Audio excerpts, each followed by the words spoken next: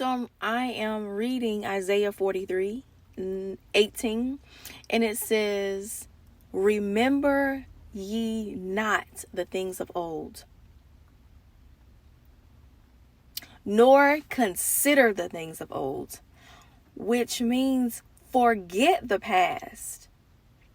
Don't even consider what happened before. Do not listen to the world who says, forgive, but don't forget. That's not God's way. According to Isaiah 43:18-19, he says, don't even remember the past, the things of old that people did to you to hurt your feelings, to offend you.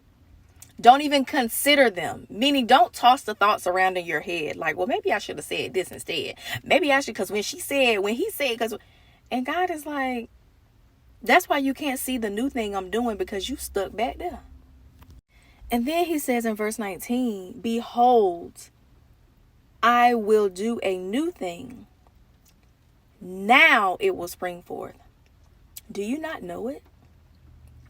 So if we do the first part in verse 18, and we don't remember the former things, and we don't even consider them. So not only do we have to put them out of our mind, but we not even supposed to consider the old things. So we talking to people, totally different new situation, totally different circumstance, totally new situation. Everybody gets a clean slate. Why? Because God gives us a clean slate. He don't be like, now you remember what happened last? That the word says his mercies are brand new every morning. He don't have to do that. He don't have to do that. So some of us be missing out on what God has for us because we are still holding on to past offenses. And granted, by the world standards, we are justified in holding on to these things. But if you want to go higher in the things of God, we don't have the same standards as the world. When the world say hold on to it, but don't, forgive and forget. Like, how do you even forgive somebody if you haven't forgotten what they did to you? What's the purpose of remembering it if you are going to forgive it? I'm making ways in the wilderness and rivers in the desert. Now, when you think about that, ways in the wilderness, oftentimes people who are in a wilderness wander. Right? If you remember the children of Israel, they wandered in the wilderness for 40 years.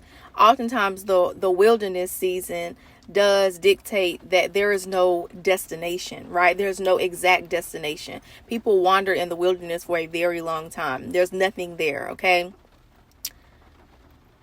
But he says, I'm making a way in the wilderness, right? So if you got to go through the wilderness, God has a way for you to get to where he has for you to be. And then he says, I'm making rivers or streams in the desert. In the desert ain't no rivers and no streams. And people who live out there wish that there was. But God is saying, I'm making that happen. But you have to perceive what's happening. That it's happening for you by letting go of the past